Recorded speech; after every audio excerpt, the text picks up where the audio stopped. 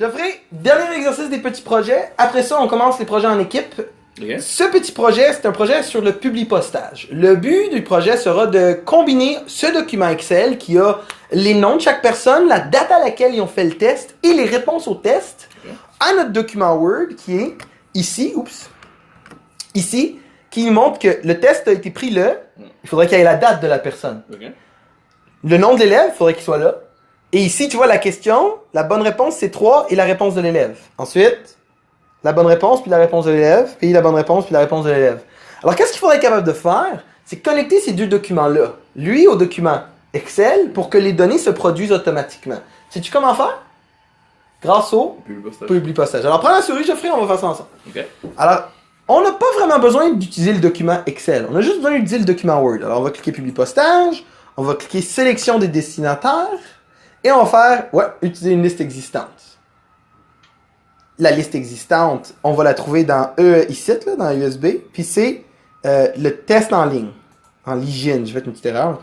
Ouvrir. Il va nous demander quelle table. C'est celle qui s'appelle résultats. Et OK. Et là maintenant, c'est super facile. On prend où c'est écrit test pris là. Et on efface tout ça. Avec delete, supprimer ou la méthode que tu préfères. Parfait. Et là, on va insérer le champ de fusion qui est date. Fait OK, insérer.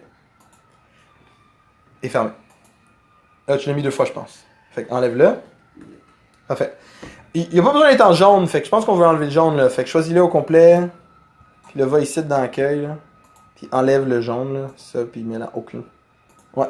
Parfait. Fait que là, on a mis la date. Mais là, il faudrait mettre le nom, la réponse. Allons mettre la première réponse ici. On va laisser les élèves faire celle-là. Là. Vas-y, on fasse tout.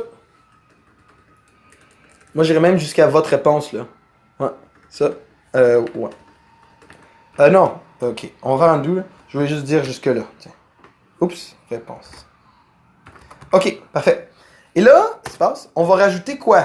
La réponse de la question 1. Fait comment on va faire ça? On va partir dans publipostage. On va cliquer insérer un champ de fusion. Et là, on va insérer la Q1. Insérer.